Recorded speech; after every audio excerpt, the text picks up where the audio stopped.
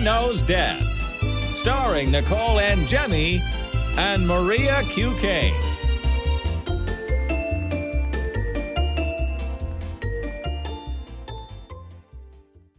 Hi, everyone. Welcome to Mother Knows Death. We have a packed show for you today. We're going to talk about the biggest story of the week, at least in our world, which is about the hundreds of skeletal remains found in a Pennsylvania man's home in what authorities are calling a house of horrors. An update on a story we brought you last week involving a dentist and his wife that were found murdered in their home. A newborn baby girl that was found alive in a toilet tank. A hazmat situation involving boogers. Yes, I said boogers. And women getting fat from dead people injected into their butts. We'll finish off the episode with your comments and questions, all that and more on today's episode of Mother Knows Death. Okay, we talked about this in the gross room last week and this week, but we haven't talked about it yet on this show. Let's talk about this House of Horrors, which is only, an hour and a half away from us? Not far at all. Also, you guys are sending us stories all the time, which keep doing. We love it. Thank you. I think this is the most we've ever been sent one single story. It is insane. We're getting so many emails and messages. A lot of people I knew were texting me. It was insane. But okay, so I've been seeing this pop up in national headlines, so I do think it's a little broader than here, but basically, since early November, the cemetery in Yaden, Pennsylvania, that's in Delaware County, not very far from us at all, they had reported multiple grave robbings to police, with a total of 26 mausoleums and vaults being affected. So in most of these cases, the concrete on these structures had been destroyed, allowing somebody to go inside of them, access the coffins, and then they realized that personal items from the deceased and their remains were missing. So last week, police were surveilling this cemetery, and they come across this car that they said in clear view in the backseat of this car had human remains in it. And as they're inspecting this car, this man is seen exiting the cemetery with a crowbar and a burlap bag, which later they found had more human remains that he had just stolen. Yeah, it's really insane. He got away with it, in my opinion, For too long. for too long. It appears online that he started posting this stuff not too long ago, honestly, in November. He started posting like unusual things on Instagram and Facebook that, in my opinion, if you're a person that follows this guy, so what was his name on Instagram? Oh my god, so lame. Dead shit daddy. Yeah, that's so edgy. Eye roll. So he had an account where he had over 15,000 followers, also an account on Facebook as well, both Meta platforms, which I bitch about all the time, censor the shit out of me every single day of my life. So it's kind of amazing that it didn't pick up that this individual was not posting skulls that you would typically see in a medical museum or used in a anatomy lab or anything like that. He was posting skulls that were dirty and looked like they just came out of the ground and still had attached soft tissue and hair, which means that they were still literally decomposing. And he had that he was some kind of forensic consultant or something like that in his bio, but there's no word of where he works, what he did for a living, what his title is. As it appears, there's no documentation anywhere in any of the documents that he ever even went to college, let alone was any kind of a forensic expert. And which means he's just like Gen Pop, regular person, right? There's no reason that I could think of in the world that a person of Gen Pop should have access to a decomposing human body unless, number one, they killed the person, or number two, they robbed a grave. Well, apparently people just think they could claim they're forensic experts. Remember, I was maybe getting like pitched or whatever to do some TV show, and they were like, "We're gonna put your forensic expert," and I'm like, I am quite literally the opposite of a forensic expert. I don't know anything about it. I just talk about the stories, and you're gonna embarrass me and make me look like a jerk. So anybody No, can listen, I don't even consider myself to be a forensic expert. Like, that was part of my training and everything, but there are plenty of people that they do this for a career. Let's say, for example, in this particular case, it would be a forensic anthropologist, okay? If I wanted to talk to an expert about this, it would not be me, it would be that I definitely know more than the average Gen Pop person does for sure, especially because I do feel that I could call myself an expert in pathology. But aside from that, it's so outrageous. So of course, the first thing I did when I saw this article come out was look for the guy's social media account. And what's really shocking is that, because most of the time in any case where a person's going to jail, you know, you look up their social media and their social media account's been completely wiped from the face of the planet. And in this case, they left it up, which I thought was kind of shocking. And I went through all of it and was like, oh my God. If I saw that come up in my feed, it's actually creepy to see. There's one picture that he has that has a human skull. It might even just be a face that's still decomposing underneath. And there's this shroud over top of the face that's dirty. I mean, the whole thing just looks like it straight up came from out of the ground. And it's so disturbing to see. And the fact that all of these people were following and seeing this stuff and nobody was like, wow, these look a lot different than any other skull I've ever seen on here. The only time I would think that would be acceptable is like if I was saying, if you had a forensic anthropology professor or instructor that was like, oh, here are some things that I'm working on right now. And even then, posting pictures of a dead body, especially their face, which is considered to be an identifiable marker, even though they're mostly decomposed, is just usually a no-no in that case. So just like none of them are flagged. I don't know. It just blows my mind. Yeah, because I could think about, like, when I was in school, we learned about this book Sally Mann, famed photographer, had made about the body farm. I think I bought it for you one year for Christmas. Do you have it? Yeah, I do have it. So that was kind of the first time anybody was exposed to that outside of that world. And now it is this weird thing. We have social media where people are just posting pictures like this. But to think there was people following him that never questioned it, I don't think I would have as a regular person, of course, because I don't know the difference between a medical skull and a grave rob skull, right? But like there was people following him that worked in the field and nobody seemed to think it was suspicious.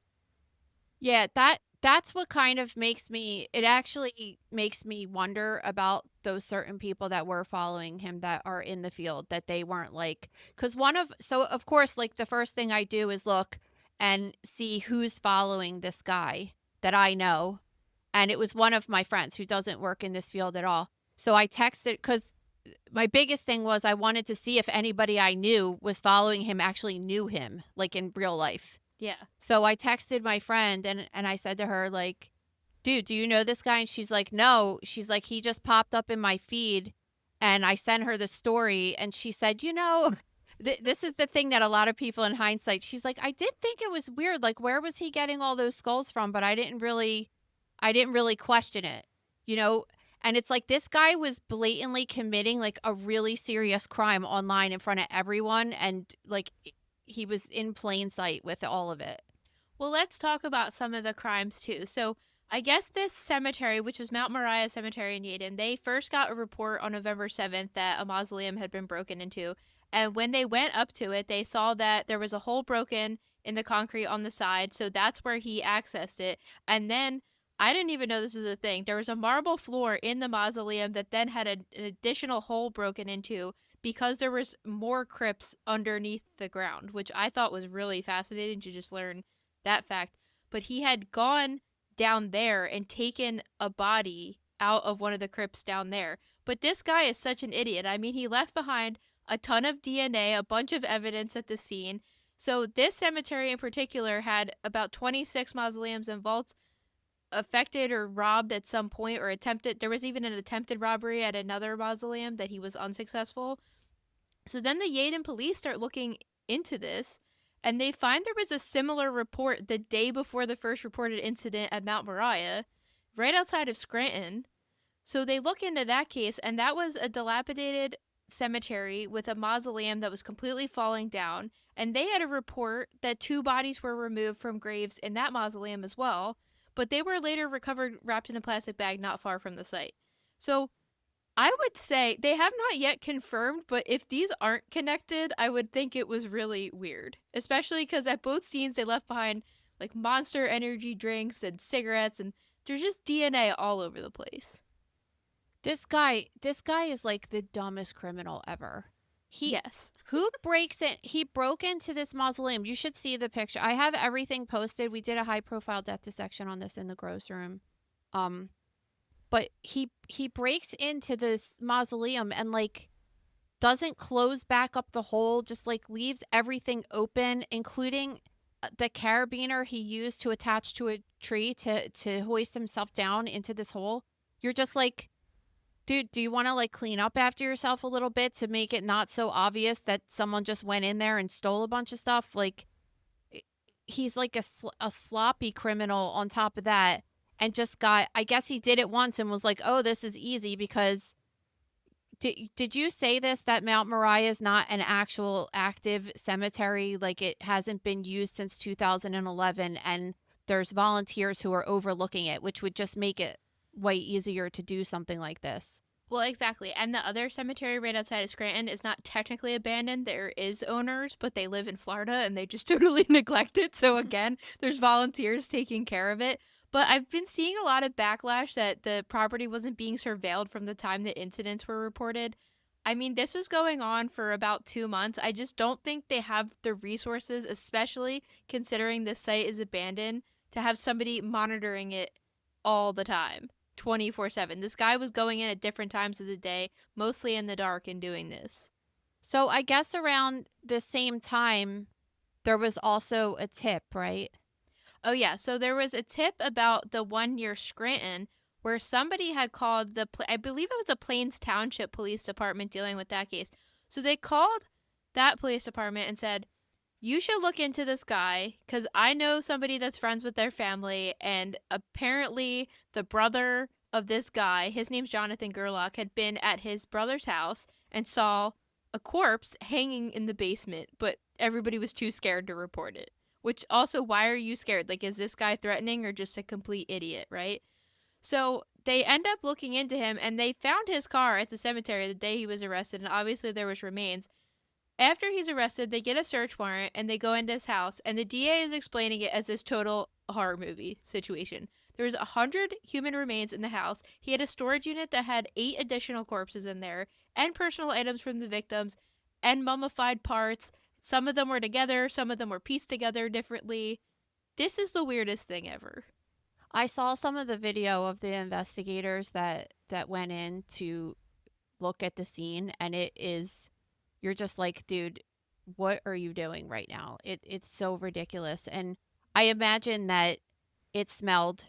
I mean, an upsetting part of this is, I know a lot of people, especially listeners of this show, are, they don't think it's as weird as maybe most of the rest of the population, right? That just collecting skulls and things like that, because you're into weird things like this and you think it's cool. And I feel like there's a fine line between having a medical skull on display in your house and having like a purse made out of human skin with nipple adornments on the side of it. You know what I mean? Like, and that line has definitely been crossed by this guy for sure.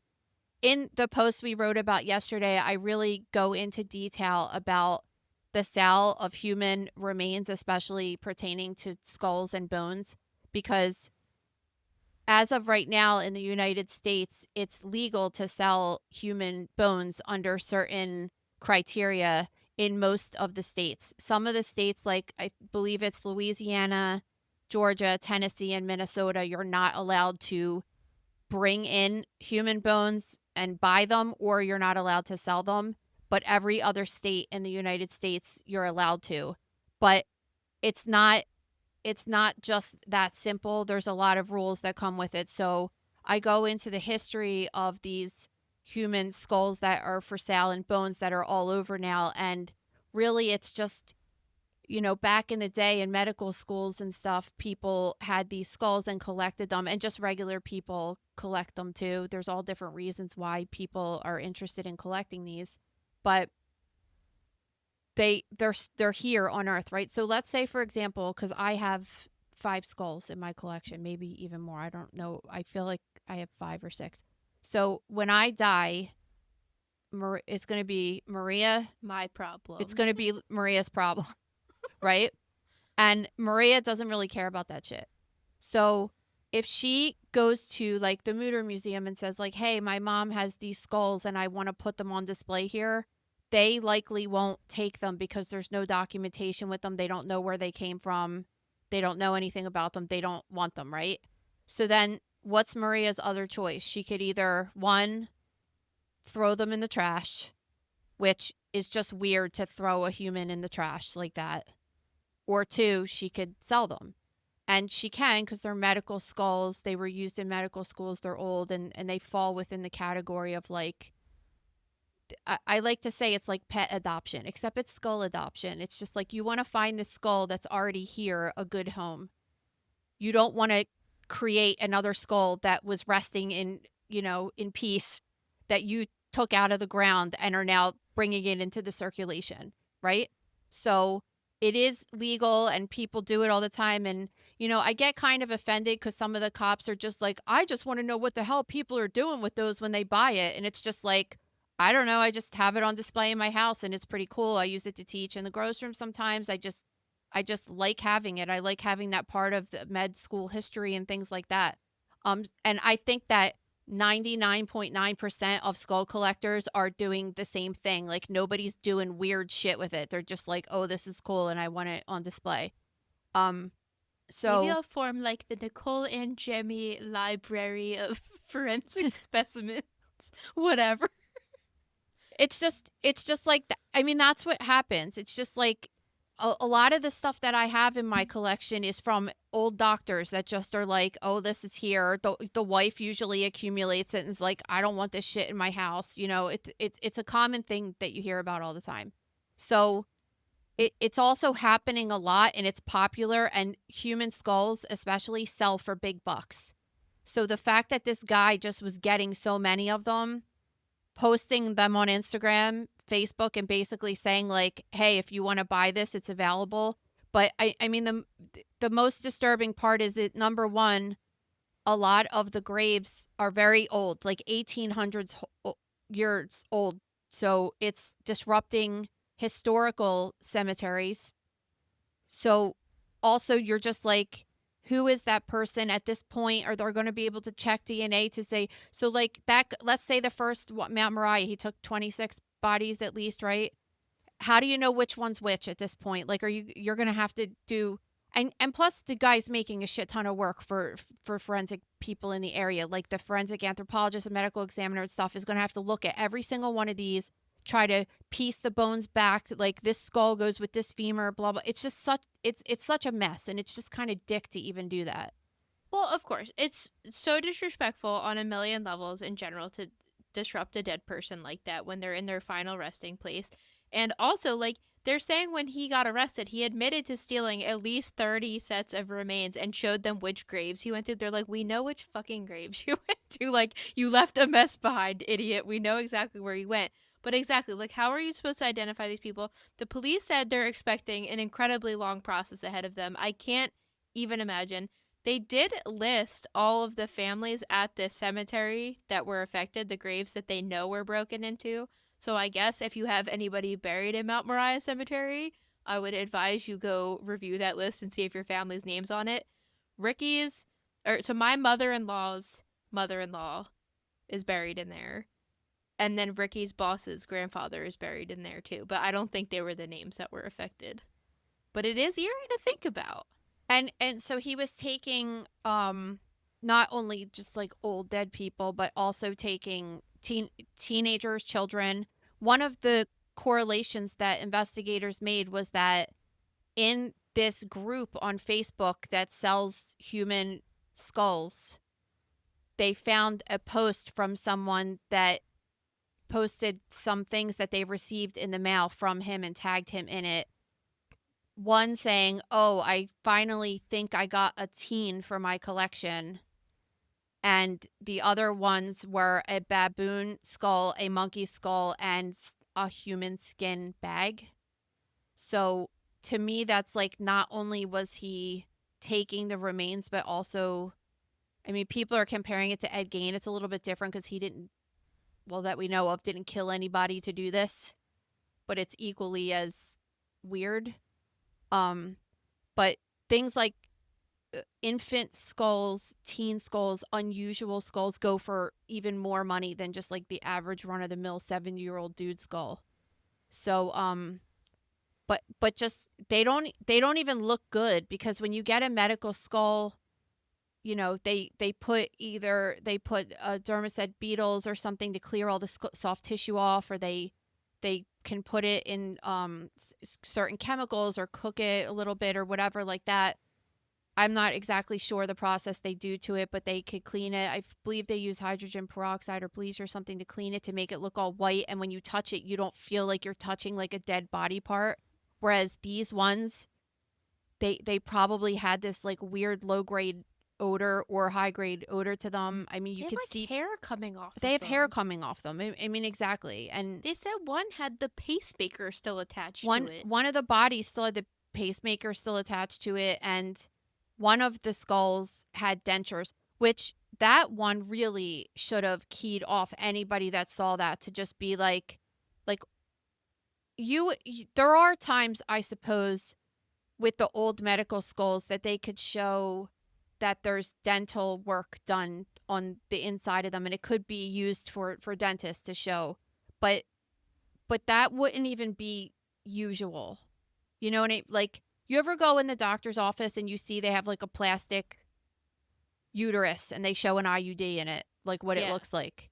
Like that could kind of thing, but that would probably be on a plastic skull. It wouldn't be on like a real medical skull like that. And to see a full pair of dentures on a dirty skull that looks like it just came out of the ground is just, it's just so bizarre. And I would really love to talk to this guy and just be like, what exactly were you thinking? I was actually talking I was talking to Joseph Scott Morgan about this yesterday, because obviously anyone in our field is just like, what the hell is happening right now?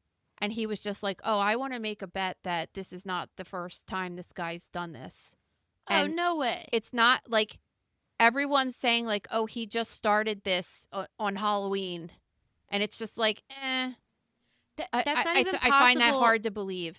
It's not even possible with the amount of remains they found in comparison to the graves that were broken into. So, like, they don't even know the other places he was sourcing from. But this dude's like 28 years old. Or 32 years old, I think. 34. Right? 34. Let me get it wrong 3 times. All right. So, like 34, he's old. Like he has, like, you know, when you're doing a job interview on people and stuff, you just are like, okay, so if a 34-year-old guy comes in and says, I want a job, the first question you have is like, well, what have you been doing since you graduated high school? It's like a huge gap of like adulthood, right? So what's this guy been doing since he started this crime? There's no way that this is, oh, he just started this today. You know, he's had a history of God knows what. And his charges are outrageous. They're definitely trying to show an example of him, but what's the bail? One. So he's facing, I think, in total, like 496 charges, which, interestingly, it doesn't appear he's being charged yet with selling these remains. So I don't know what that's about, or if they have a longer road to prove exactly what was happening with that. But yeah, he's facing almost 500 charges, and his bail has been set to $1 million, which, if you listen to the show, you know we're so critical because, like, child predators could do the absolute most horrific thing ever and they still get bail, right? So it's like, why is I this feel like guy's that $1 was like million? 1/4. Remember, like originally when Rob Reiner's son was charged, it was $4 million bail. You're just like, okay, so a guy that slices both of his parents' neck and murders them in cold blood, right? His is it's 1/4 of the price of that. But yeah, how many times have we covered pedophiles that get out? That guy, Jake Harrow, remember the one that his son went missing from the sporting goods store? They said that he got kidnapped in the parking lot and all that stuff. His body's still not been found, by the way. Body's still not been found. Was he on bail, or was it he was, right? Or it was for the first time he tried to kill his kid. It was like something he went to jail for like a day and went home or something. It's just like so outrageous. And I mean, like if this guy committed these crimes and stuff, he should get the full extent of the law, but I just don't like how disproportionate it is to other crimes. No, 100%. I mean, this is a very the thing I was telling Ricky, which he thought was ridiculous, which I was like, so many people are sending us a story, and it's certainly very interesting, and there's a lot of interesting components to it, but like grave robbing is not so rare. Like I feel like we have stories often about it, or we hear about them often. On this level of No, and this level this is like a textbook example of like, again, has this guy never watched like any true crime specials? You don't know, you don't leave your DNA behind. I guess my one thing would be I really want to talk to Joseph about this, but like if this guy has been doing this longer than this, there's no way that he was doing it well and was so discreet, and now all of a sudden it's just like he's leaving behind these sloppy clues. Like I mean, I honestly feel like he could have gotten away with it for a very long time if he wasn't being like, I don't know, take a class and learn how to clean a skull and like actually clean it before you post it and say it's for sale. It's just like that one picture that's so creepy on his account with the head with the shroud over it. It almost looks like he was underground in the crypt and took the picture of the thing like still resting in place before he took it home. Probably did. And I'm just like, dude, this is so outrageous. And we don't know anything about him. Like, is he a drug addict? Is he having, I mean, clearly he's having some mental thing going on, but like, does he have like schizophrenia? Like, what is going on with him?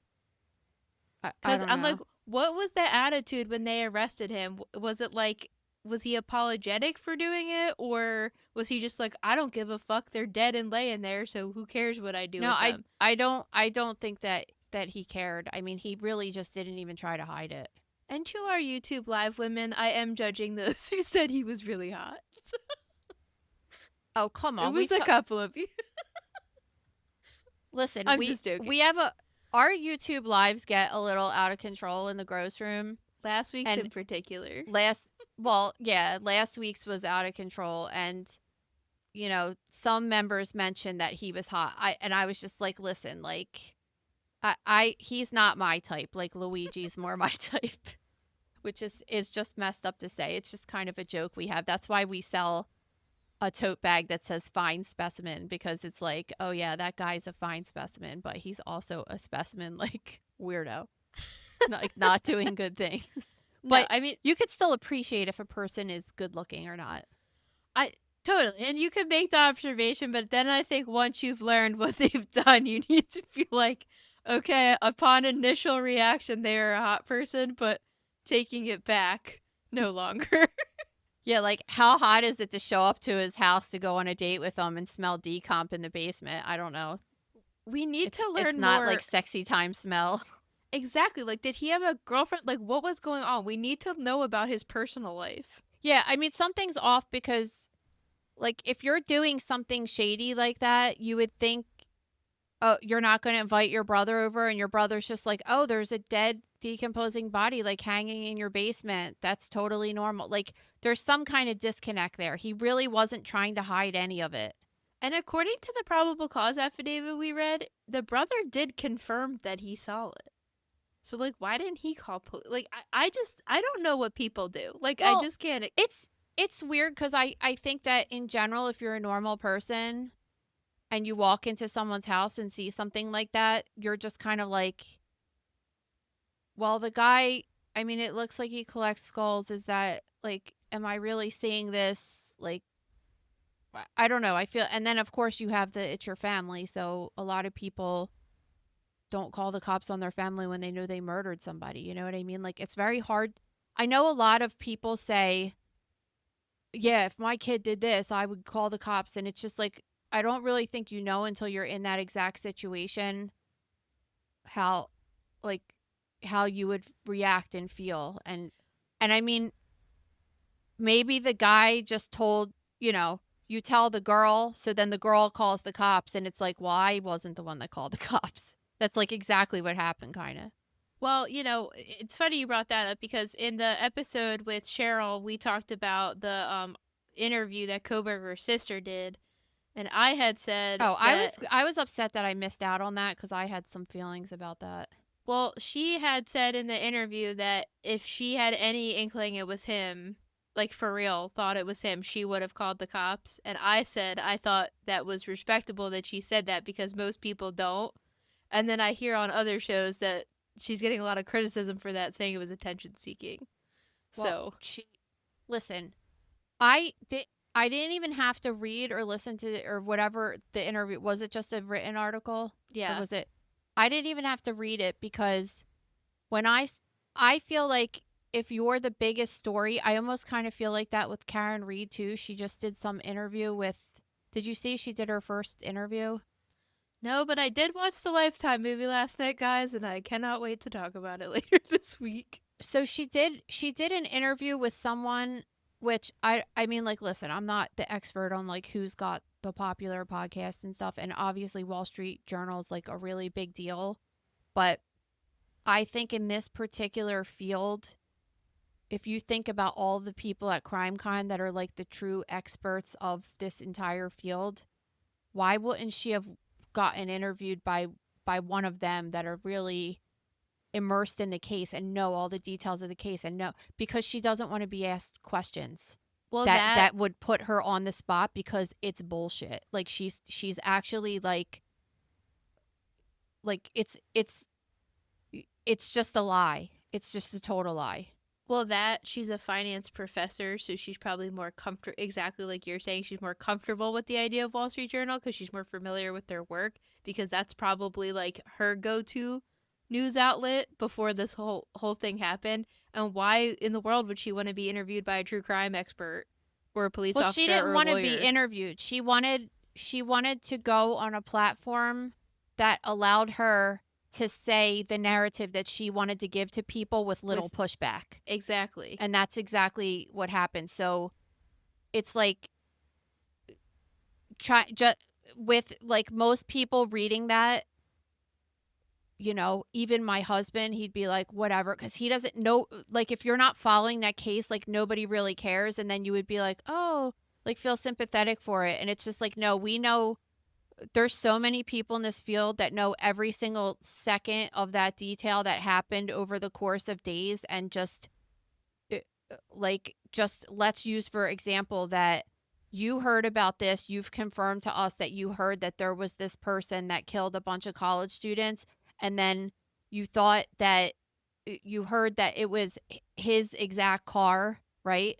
And then you were like, oh, well, his car was a 2015 and they were looking for a car that was a 2013. So I think a lot of it's just the in denial. And I guess at first I was saying like I do agree the article was attention seeking behavior, but I guess the point I did also want to talk about that came out of it that I think a lot of people ignored because of the attention seeking behavior is that a lot of times when these crimes occur, the perpetrator's family gets like bombarded and completely harassed to the point where she had to quit her brand new job because people, like regular people and reporters, wouldn't stop calling her job. And I just want to talk about like that is something that doesn't get seen. That was like a blessing in disguise because apparently she was like a mental health expert and you're like, I think that's someone that's brother just was a mass murderer, maybe shouldn't be giving advice to people. No, and I agree with that 100%, but I'm saying like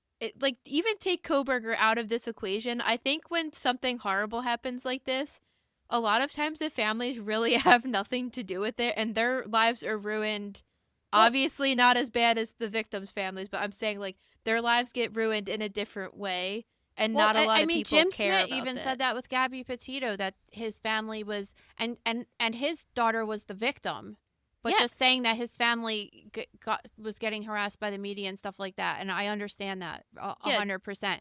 And I do think that she should have came and spoke out. It's the same thing with Karen Reed too, but I almost feel like it's the same with Karen Reed. Like the I don't even know who this person is that she went on this Mango somebody. I don't know if you've ever heard of this No. podcast. It's like Mango something, or it's, I don't know who it is, but like why that person, because clearly they they weren't going to really challenge you, that the way that you don't want to, and I mean that's her right, because she got out of it. So like if people think, some people think she's innocent, a lot of people think she's innocent, then like why not just stay that way instead of further deep digging yourself in a hole? I mean, there was rumors going around that she was possibly going to be going to CrimeCon last year, but I like, why the fuck would she go there? She's gonna get it on both ends, supporters and people challenging her. Why in the world would she go there? Of course she's gonna go to Wall Street Journal, where they're gonna cover the case. They're a huge credible news outlet, but they're definitely not gonna have the questions lined up to push back on her story at all. And they're definitely not as well versed as people in this universe are. So why would her first public appearance be CrimeCon? I mean, it wouldn't even make any sense. It would be huge for CrimeCon, and that would be awesome for them. But like, I don't think she would dare walk in that building knowing what was awaiting her in there. The people, not only the investigators, but actually the attendees of CrimeCon, like know more about all of these cases than these people know about these cases. So Yeah. it's like walking into the lion's den. You're not going to do it. All right, let's talk about another case that's been in the news. We talked about it on last week's episode, right? About the dentist. Yeah, so we covered the murders of a dentist and his wife, Spencer and Monique Tempe. So basically now her ex-husband Monique's ex-husband has been arrested for the crime. And I think this is shocking everybody because he's a surgeon, and people want to think that somebody that went through all that training and education and is living their life and doing this nice job making a lot of money wouldn't dare kill somebody, but like it's not really looking good for him right now. I saw this meme going around yesterday that was a side by side with this guy with the dad from The Incredibles, and it was just like, tell me he doesn't look exactly like this. I can't unsee this. And I was like, oh my God, he really does. But yeah. but anyway, yeah, I mean, this unfortunately reminds me of the case of one of my old friends, Amy Harwick. I wrote about her in the Gross Room as well, about her murder, and it was the same kind of a situation that she was dating this guy, and he was, a stalker, and they hadn't been dating for a long time, and then they saw each other, and something triggered something in him to want to visit her and ultimately kill her. And you would look, so this happened with this guy. So this guy that looks like the dad from The Incredibles, he was married to this woman over 9 years ago. Yeah, they were only married from 2015 to 2017, and according to their friends, they thought it was an amicable split. So something about this guy was, and like we'll find out more as the trial goes on, because they didn't have children together, because her two little kids that were found alive in the house were with her current husband. So there was something, and we'll find out, like he was stalking her life online. They had some kind of an interaction, because especially like if you dated a guy and married him in your early 20s, and then you're in your 30s or 40s even, and you're remarried with other kids, like there's really no reason that you would ever even talk to the guy anymore if you didn't have kids with him, right? So it's like we're going to hear whatever that connection is. And then I also want to bring up that I haven't heard, because I've seen a lot of things circulating online with old newspaper clippings of this guy and stuff, and it says that he was like this star football player in high school, And Interesting. yeah, and like I don't know how many times on the show that we have to talk about certain cases of men that are around this age that that seem to have something switch inside of them that makes them violent, and a lot of times it could be correlated with multiple incidents of head trauma during contact sports like football. So I don't know, like this is just like An assumption. this is me just like assuming and going out on a limb and thinking this, but we're going to hear more as more comes out because this guy's a surgeon, so he's worked with multiple people in a hospital situation, you know, friends, family. Did he have a history of being a stalker? Did the family know right away when the daughter was killed who did it? That's a huge one you always talk about. Like right now, if I ended up murdered, somebody would say to Maria like, who would want to do this? And Maria would be like, I don't know. Like I don't, there's no one in her life that's like her you know what I mean? Like that. But there's certain people like Jody, When Jody Arias Arias killed Travis killed- Alexander, killed Travis Alexander. immediately everybody All was of the like friends her. were like, it was Jody because she was such a psycho when they were dating and stuff. So all of that'll come out with the details and we'll cover that case. But it's just a really sad situation because now, and it's likely like, oh, she's living this happy life that I wanted to have with her and I don't. And I mean, we don't know anything. So Well, I mean, he's as of now claiming he's innocent, but like the evidence they've shown in the press so far is pretty damning. They're saying like so he lived in Chicago, which is 325 miles away from where the crime took place, and they have been able to successfully track his car in her neighborhood in the exact time frame that they think the murders occurred. and they have a guy on film on CCTV, right? Same body built, like same Now- body type frame and everything. If you remember when we were talking about this last week, remember that there was like this weird 911 call from their house, and we called it automatically that it was some kind of weird cheating domestic situation. Mm-hmm. So I'm just curious like how this is all going to play out. Somebody on our YouTube actually left a comment about that, and of course this is just what this person's saying, so it's not confirmed or anything. But they're saying that it was a 911 call from a party that the couple threw back in April, and it was a guest at the party that they believe had an edible and alcohol and had a nervous breakdown. Well, I understand that.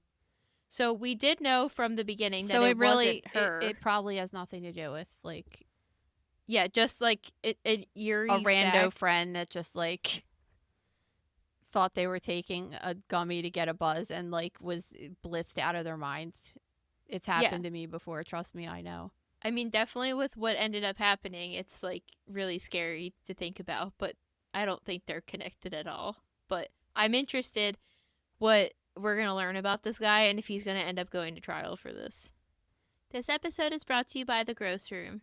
Guys, so like we said earlier, we covered the high profile death dissection on Jonathan Gerlach this week in the Gross Room about the case we were talking about earlier, where we show all the pictures and I show pictures of like what legal skulls look like versus his and just the different decomposition that's going on in his particular case. And also I have a video that's titled Elephant Getting a Pedicure because it looks like an elephant getting a pedicure, but really it's a human. So we talk all about how a human's leg could possibly look like an elephant's leg and just what's the most unusual situation you ever been in getting a pedicure? Have you ever been sitting next to someone that's like, what's going on here? We also have a case of a person who was accidentally shot with a celebratory fire. And we talked about a case that happened on New Year's Eve last year too, where, you know, I'm sure you've heard of this sometimes that people like will shoot a gun up into the air. And so the post is titled What Goes Up Must Come Down because this came down and embedded in this guy's head. But it's interesting to see a gunshot wound like this that barely scratched the surface and didn't kill a person straight in the center of their head. So all that and more in the Gross Room. Head over to thegrossroom.com now to sign up. So in Thailand, a newborn baby was discovered in the tank of a toilet in an office building after a cleaner heard the baby crying. Yeah, so I mean, just imagine being in an office building after hours and hearing a baby cry, which is unusual, and pinpointing the sound and lifting up the lid of a toilet and finding a human baby alive in the tank of a toilet. I mean, this is disgusting on many levels. It's like they think the baby was what, 1 day old. So you give birth to a baby and then like I don't know how it works in Thailand. I know here we've talked about it, like fire departments and stuff. They have places you could bring a child to surrender them, kind of like no questions asked. But to put a kid in there at all is A, disgusting, and B, so morally wrong to do that. I mean, if that person didn't hear that child crying, that child could have died, and miraculously they survived. And it's not like the kid had clothes on or anything, so when they found the baby, her skin was all shriveled up and everything, and she was freezing. They had to bring her to the hospital. She's in critical condition. I can't believe she survived it. So they could tell that the baby was born only within 24 hours based upon the look of the umbilical cord stump. So at that point, especially, I mean, it was immersed in water too, but at that point, it wouldn't be dried out or anything like that. So it looked like a freshly cut off umbilical cord. They didn't say it was still attached to the placenta, so I'm assuming someone cut it. And they also said that there was really no evidence of anything else. So it doesn't appear that the mother gave birth in that bathroom and then stuck it in that bathroom. Yeah, and from the way the article was phrased, it seems like it's going to be pretty easy to figure out who did it because they have surveillance there. Yeah, well, she doesn't seem like she's going to be getting in trouble. All right, let's lighten things up because that story is terrible. The pictures are just so sad to see. The baby's just so cute, and you're just like, this is so terrible. At least now, hopefully, she'll be able to get adopted and have a decent life and not know any of that. All right, everyone's got a booger wall, right? Oh my god. So I guess since I've been pregnant, more things are making me want to throw up to hear about. But really, I consider myself to be okay with most things. But boogers are one that like I don't want to see them on anyone else. I just put the baby booger sucking tool on my registry. I'm like, I don't even want to have to touch this thing. That's like if I could, and like I haven't had kids in 11 years, so I'm sure there's better things that have come out since then. But that's like a number one tool I always recommend to parents to get because I feel like I've seen one now that. Did you get one that's like electric and shit? No, I think it's the one you used to have that you like. Yeah, it's suck like in. $10 and you suck it with your mouth. It's like the best tool ever. Gabe used to like do it so hard on the kids that their eyes would like roll back. It was like so funny. And he would pride himself in the snot collections he would get from the kids. So this guy went on social media and was talking about his childhood booger wall and said that it accumulated so many boogers over time that it was several feet wide, which is so disgusting. So then he says one day he ends up falling against the wall and scraped his back and shoulder and had to be hospitalized, and he ended up having a severe staph infection from it. This is just it's just wrong on so many levels. How do you have, like, listen, I have one kid that's a total slob and then another kid that is like makes her bed every day, right? But every single day I go in the room and the one that's a slob, I go in there every day and I'm just like cleaning it and helping her because I just know that her mind is just kind of messy and that's like she just needs help staying organized and not being overwhelmed and stuff. I just think like it's gross and kids do that or whatever, but if I saw one booger on the wall, I'd be like going in there with one of those Clorox wipes and like wiping the wall down and then being like, stop doing that. And how do you just like let your kid accumulate a wall like that and just leave it there? Like it's just disgusting. It really is. Like that's the parent's fault 100%. But I don't know. Like, what do you think about that? That was my very first question. How did it get? I mean, this guy's talking about how this happened over years. And I'm like, this thing was several feet wide and nobody saw it unless he really had it hidden. But it must have not been that hidden if he fell on it and got the guts from it. And also how disgusting that it's so hardened that you're getting a significant cut and then an infection from it. So you normally have Staph aureus bacteria on your skin. A lot of people do anyway. So when you pick your nose, and it could be in your nostrils too. So when you pick your nose, there's a probability that you have that bacteria in your nose. So you pick it and then you wipe it on the wall, and now it no longer has the host of a human, right? But Staph aureus is one of these notorious ones that can live for days or months on a fomite. A fomite is considered a non-animal object.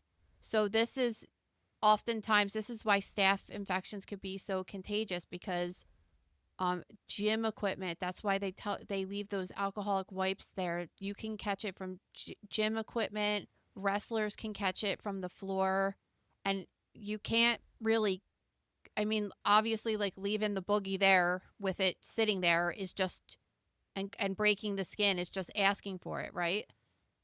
People get staph infections all the time that could be something as small as like a little boil, or start like looking like a pimple. You remember you used to get one on your face, the impetigo? Yeah, I was. I And had to ask about that at the midwife because I get it all the time, and I was like, "Can I use the medicine yeah, and for so it?" so like, and it could get really out of control if you don't get medication and treatment for it, and then it could get all the way to the point where you have to be hospitalized. It gets in your blood. It causes damage to your organs and can kill you. So it's not a joke. It's just, this is like the rarest way to get an injury ever. And it's disgusting. How old was this guy? Because I'm like, okay, you had a booger wall when you're a kid, but then it sounds like as an adult he got this injury or something. Like, it. No, he was a kid when it happened. He's just talking about it. But the worst part of this is he's saying that the doctors obviously never experienced anything like this before. So they had to go take samples off of the walls, and they showed up wearing hazmat suits to take the samples. Yeah. Which I all think. over boogers. Yeah. I just think that's. I don't even understand why that happened. That sounds like a little weird, honestly. I feel like right now, if you just went to the hospital and said that this happened, they'd be like, okay, like, who's going to do that? It almost doesn't sound true, honestly. Like, I'm just like, nobody cares that you could have picked it up at a gym or something, like it, unless I don't even know if I think that that's true. This is a social media tale, so there is a large probability that it is not factual. But I mean, I do believe that it's possible. In theory, in scientific theory, it is possible that he got a scrape and an infection, because like a dried booger is like a knife. So I do believe that it is possible, although maybe not probable. But the rest of the hazmat story, I'm just like, that doesn't even make any sense. Staph is like a bread and butter microbiology infection. It's not like some weird bacteria that you're like, okay, where did someone in America get this weird bacterial infection from? They're not sending the CDC out there. Like, it just doesn't make any sense. I'm just the most bothered that the parents never found the booger wall, and it got so severe. It is so disgusting. All right. I want to know what you guys think about the booger wall. Yeah. Did you have a booger wall? How big was it? What did it look like? How long did it take for your parents to find it? Were they going to sell the house with this giant booger wall? How do you get it off the wall? With a scraper? No, thank you.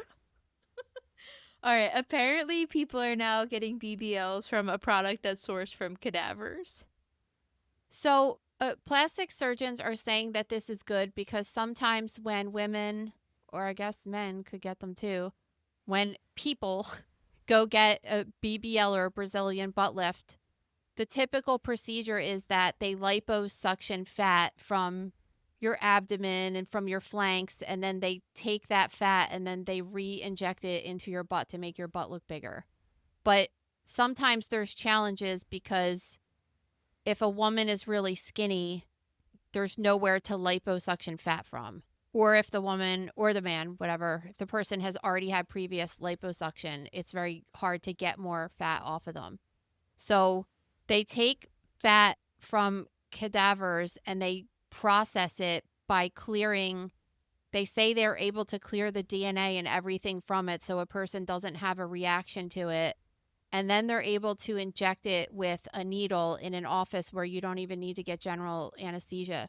So in theory, it seems to be a much safer thing if more people start using it, because a BBL at this point is considered to be the most dangerous plastic surgery that is out there right now, because of the anesthesia, but also because of the fat injections and possibly hitting a major blood vessel while you're doing that and causing a fat embolism or something like that, which there's been documented cases of it every single year.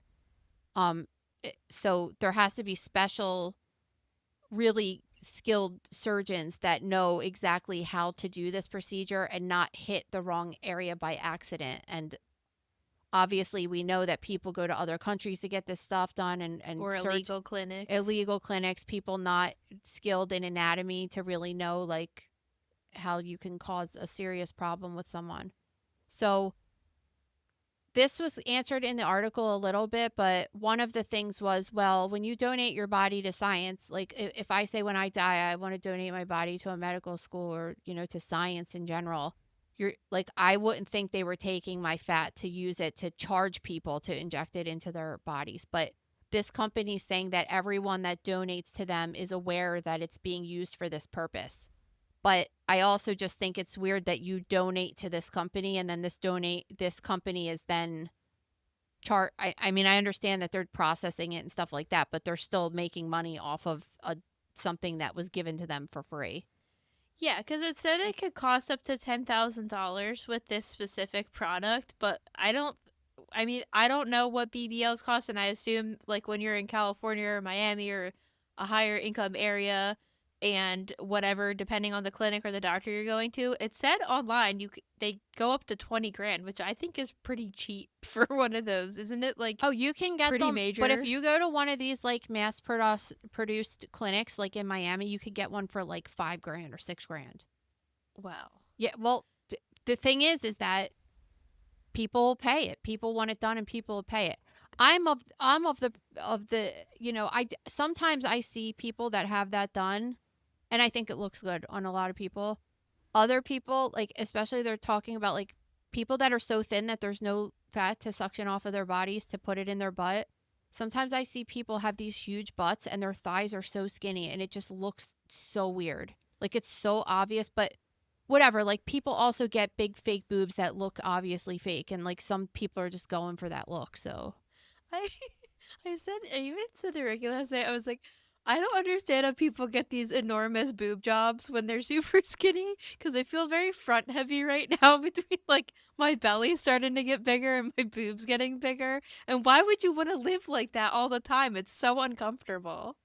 Yeah, I think I would be like that too with just any implants in general, because I'm like one of those people that are super aware of like a seam in my sock, and it drives me nuts all day. And I only wear like one certain brand of socks that has no seams in it. I can't wear another sock. They have, like stuff like that. So I always think like if I had an implant under my boob and like one of them wasn't comfortable or something, I'd want to like rip it out, and I wouldn't even be able to sleep. No way at all. Yeah, I thought it was interesting because they said this might be used for face filler in the future too. So I just wonder how many different procedures you're gonna try to use. Yeah, and I mean, obviously we've heard about this, that there's this huge growing problem with people taking the GLP-1 drugs and having fat loss and prematurely wrinkling. So this would be a good alternative. I know they do it already sometimes, so it's not new. They're just saying that more surgeons are increasingly using the product. I just think it's gonna I don't think BBLs are as in fashion as they've been the last 10 years though. Like, I think they're making their way out, so it seems kind of dumb to introduce this product at this point. I'm actually interested in a BBL for myself. Dr. Miami.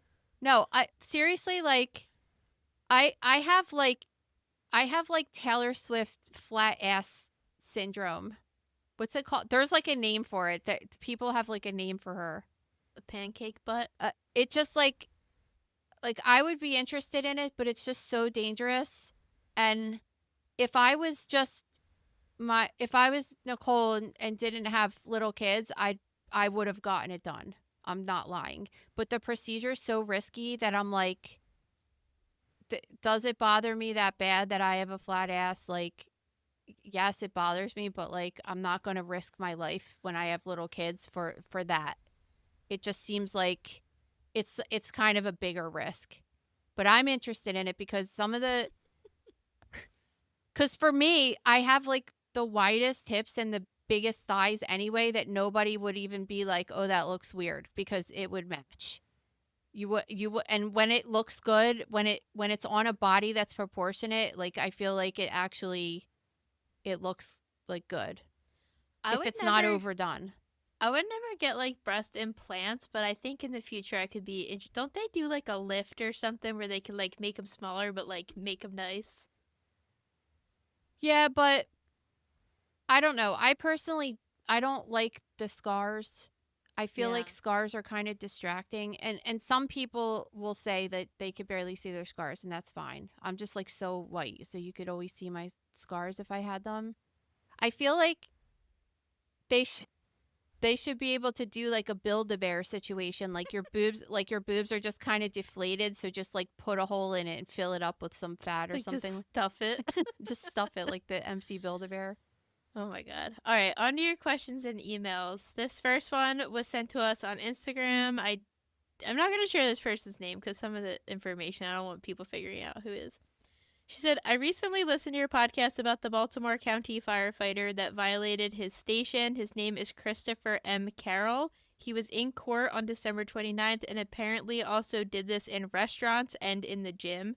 I live in the same county and we also are volunteers in our local station, so that's how we found his name. He also did it to his estranged wife who has taken out a protection order against him. And now, as reported in the news you sent me this morning, that he is appealing that violation order. Well, that article was sent to me by a firefighter EMT that worked there. So, Okay. Who's been keeping me up to date with this case, which is so many more disturbing details are coming out. First, he's calling this like his art. Ew. Which is gross.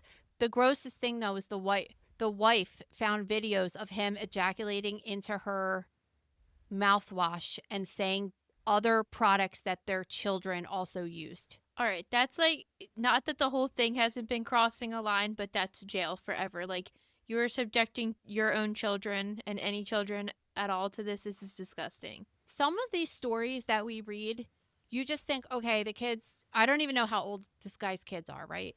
But like, some of these stories that we read were just like, what happens when these children get older and start using Google? I mean, could you just imagine learning that about your parent? Why aren't my parents together? And Googling him and this information coming up. It's not only like, okay, it's weird that he was ejaculating using people's chapstick in his butthole and stuff at the firehouse. Okay, that's one level of weird. But to know that he was, I mean, it's sexual assault to me. It's so gross. 100%. Yeah, and I hope they're able to hit him with a lot of different charges as it relates to that stuff. This is really disturbing. It really is. All right, next is from Amanda. I am the lawyer and wannabe doctor who brought along her mini-me to CrimeCon. I was shadowing my OBGYN the other day, and I was actually able to witness a DNC.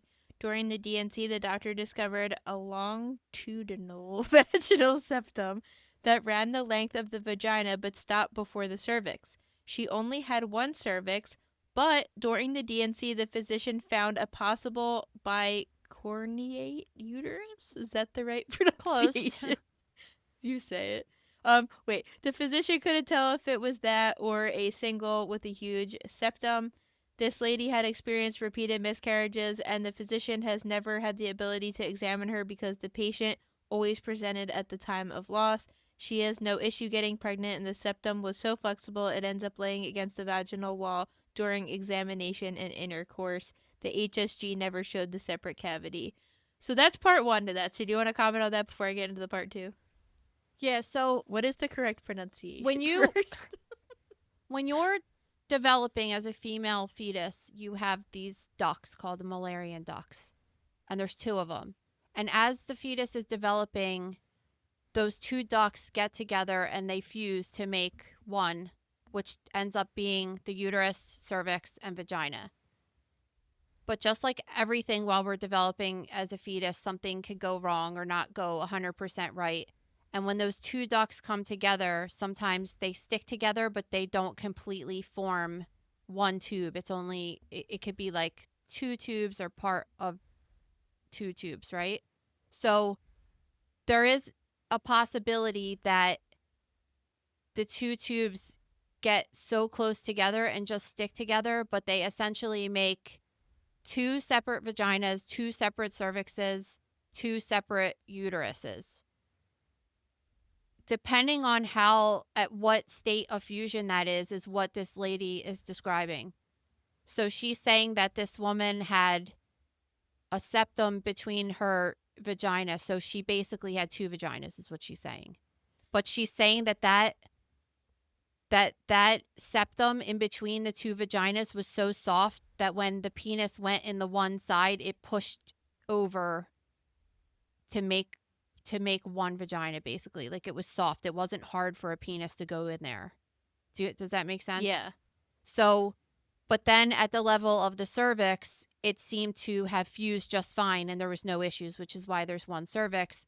And then with the uterus, it doesn't seem like it fused all the way. So she's saying that either that there's a full septum making it two totally different uterine cavities, or a bicornate uterus, which would be like there's two different cavities and there's a little bit of a septum in between them, but like they still can communicate with one another. So a normal uterine cavity is like a triangle shape, and this one is more of like almost like a heart shape in a way. So it like that septum could affect how a growing fetus, the room a fetus has to grow. I mean, we've had stories on here, I think, that people have gotten pregnant in like one side of their uterus with one baby and one side of their uterus with another baby. Yeah. So it's so cool. It's like one of my I love embryological defects and congenital defects. They're really fun to see because you could see them, it's evidence of like what was happening when you were a fetus, when you're an adult. It's just really cool. So yeah, I don't know because I'm not an OBGYN. I don't know what specific testing needs to be done in order to see that. I would think that on what's that you had that test on, right? Whatever she was saying. That she's talking about a DNC. No, so not the DNC, the test. the saline sonogram. Oh, the HSG. Yeah, I had that. So that's like a X-ray using contrast of that cavity.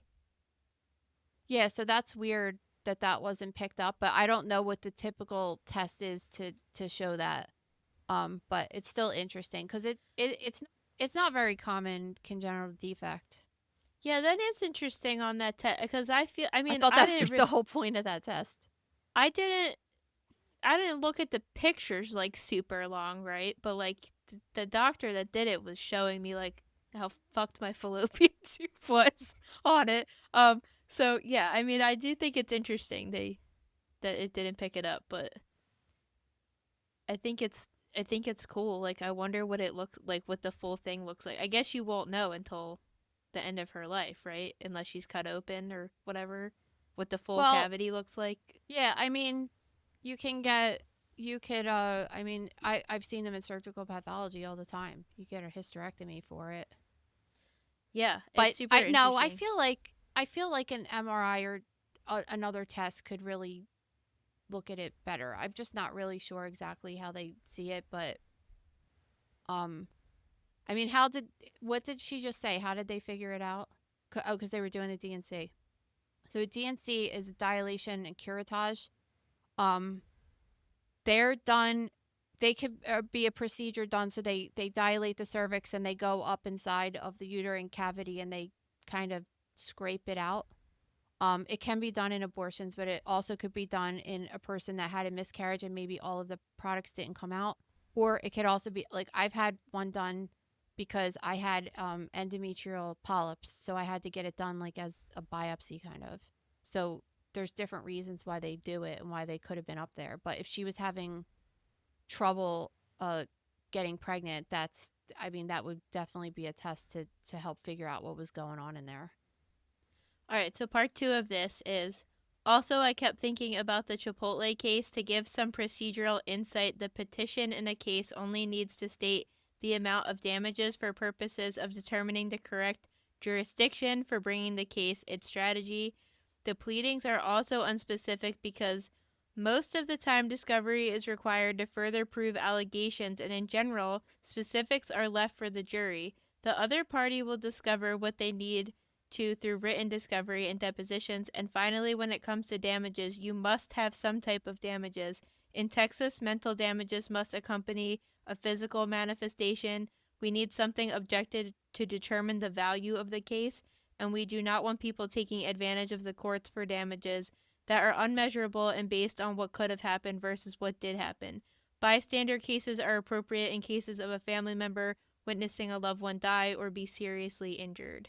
So that's in reference to the alleged rat that was found in the Chipotle meal. That could be anything too, because I feel like that was like what happened when I had Lillian. I could have died. I almost whatever, but like you didn't. We both walked away with nothing, and like everybody has emotional trauma from it, but it's not anything that could be measured or. I mean, I didn't even try to do anything with them, but because I would just want to just to get them in trouble, so maybe they would change some of their practices, but other than that, but yeah, like, dude, just listening to that lawyer talk, just it makes my head spin. I just all those words and stuff, it just is very hard for me to follow like what that means. It's their talk is so fancy and extra and just. I do envy the intelligence of this listener and how they could write in so well. I feel like our biggest flaw is like we are funny and everything, but like we can't always like get our thoughts out in a clear way. But whatever. Speak for yourself. I don't think that's a flaw. I think that's why people listen to us, because we're not trying to talk over their head.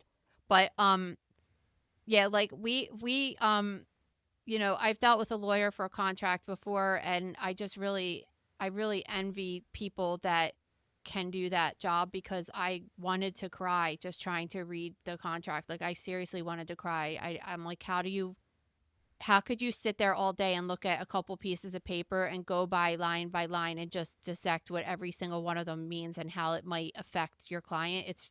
I love that people are there to do that, because I certainly. And that's why they get paid a lot, right?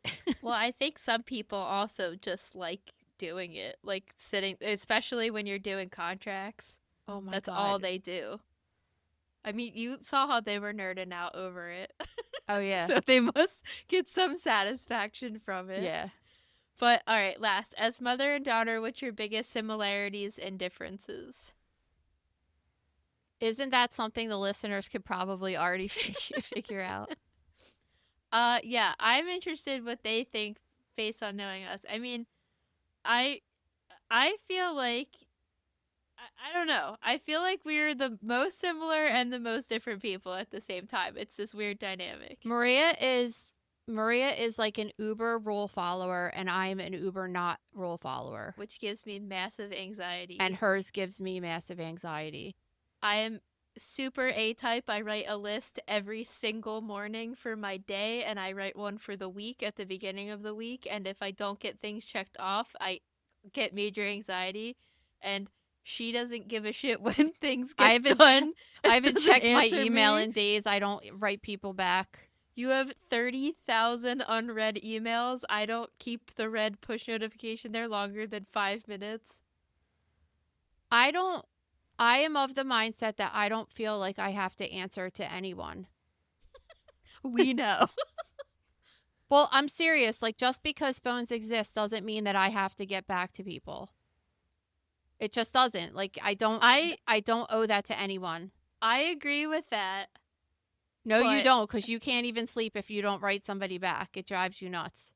Yeah, but where I get most annoyed with you is when I send you a clip that I want to put on Instagram at like 4 o'clock in the afternoon, and then at 9:30 you'll be like, take this part out. Because what's happening in my life at 4 o'clock in the afternoon? I'm picking the kids up from school, coming right home, prepping dinner, cooking dinner, eating dinner, picking up from dance, driving here, driving there, putting the kids to bed, tucking them in, making sure they have showers. And what is 9:30? This is exactly, listen, 9:30 is their bedtime. So all of a sudden I write back because that's when I'm like, oh, I have a second to myself. I can't wait till you have a freaking kid, man.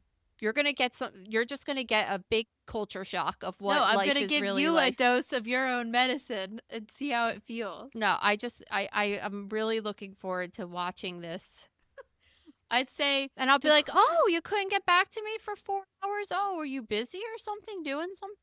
yeah, and I'm gonna give you a dose of your own medicine and see how you like it. When you're like, I need this video for the gross room, it's gonna take me, instead of 5 minutes, it's gonna take me like 7 hours. See how it feels. Okay. Decor wise, I feel like we're both maximalists, but in very different ways. You like dark romantic tones. I like very bright retro mid-century stuff. But we still decorate in the same kind of way.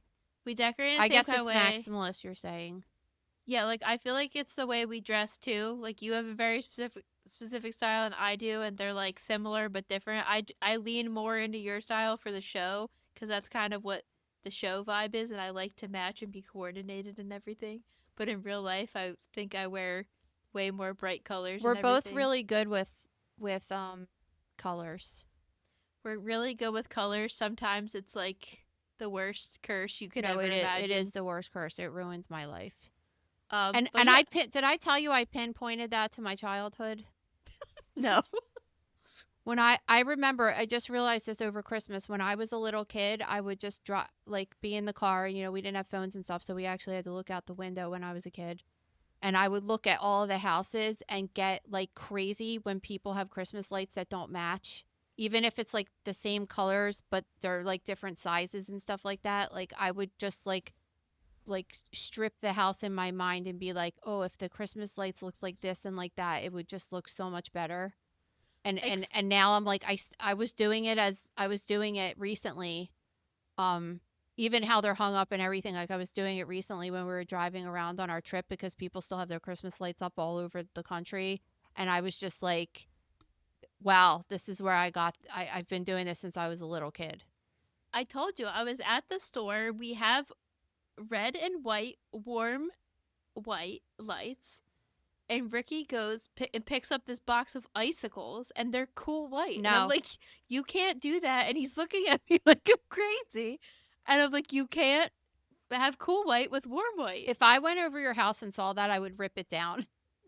I could. I would be like, do I it. can't sleep tonight with this looking like this. And he's like, I want to put them up today. And I'm like, you're just going to have to wait. I have to order warm white ones. Yes. I don't know what you want. That's they don't have that's them. one that really bothers me is the warm and the cool lights. can't I have do a it. floodlight in my backyard that's cool. I didn't even put it in. I don't know how to change. Like, I guess I would have to get up on some crazy ladder to change it. And the rest of the lighting around my house is warm, and it drives me absolutely nuts when it goes off. It just like, I hate it. And our biggest similarity, making fun of one Beth Gualtieri, because she sent me a shirt the other day that said She is like the easiest person, I swear. it said dibs on the redhead with a giant shamrock like I'd ever wear that shirt. And she sent it to me before. Wait, did I show you? I did tell you about the one.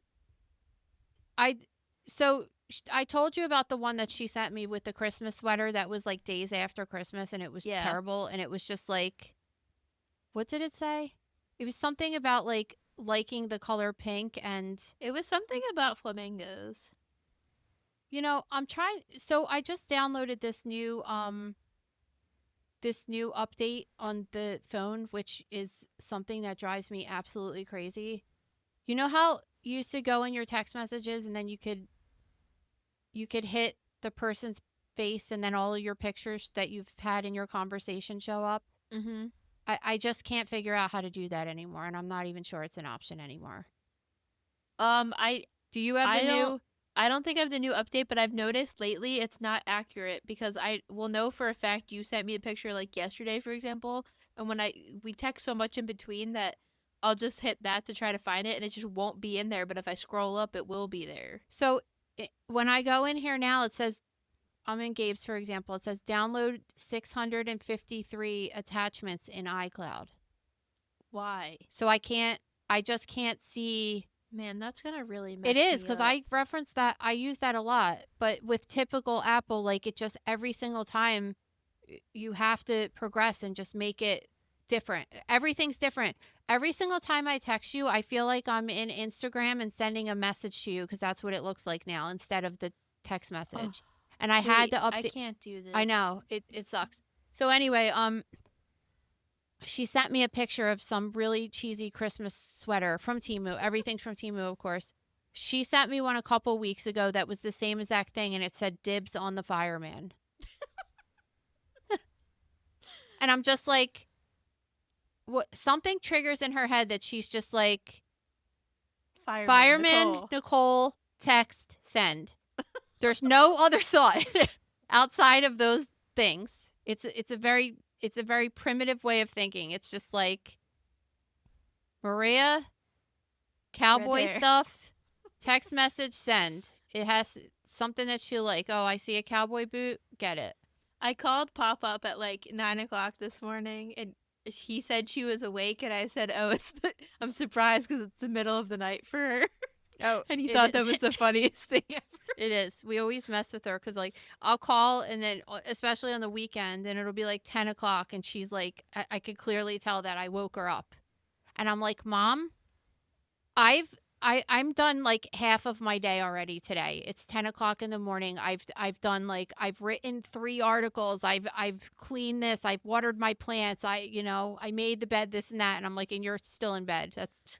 You better call him, by the way, because I assume he hasn't heard from you in like 48 hours and he thinks you're dead. I was just thinking that today. I'm like, I didn't talk to him yesterday. Yeah. He was like, where is your mother? And I'm like, I don't know. She's at her house. I don't keep tabs on her all day. Jesus Christ. So you better call him because he thinks you're dead. Okay. All right. Well, this has been the longest episode ever. So we hope you guys love it. We're still waiting for our live show tickets to go up, so Grocery members will be the first to know, and then we will be sharing it on other platforms. Please head over to Spotify or Apple, leave us a review, subscribe to our YouTube channel, and if you have comments or stories for us, please send them to stories@motherknowsdeath.com. See you guys. Thank you for listening to Mother Knows Death. As a reminder, my training is as a pathologist assistant. I have a master's level education and specialize in anatomy and pathology education. I am not a doctor and I have not diagnosed or treated anyone, dead or alive, without the assistance of a licensed medical doctor. This show, my website, and social media accounts are designed to educate and inform people based on my experience working in pathology so they can make healthier decisions regarding their life and well-being. Always remember that science is changing every day, and the opinions expressed in this episode are based on my knowledge of those subjects at the time of publication. If you are having a medical problem, have a medical question, or are having a medical emergency, please contact your physician or visit an urgent care center, emergency room, or hospital. Please rate, review, and subscribe to Mother Knows Death on Apple, Spotify, YouTube, or anywhere you get podcasts. Thanks.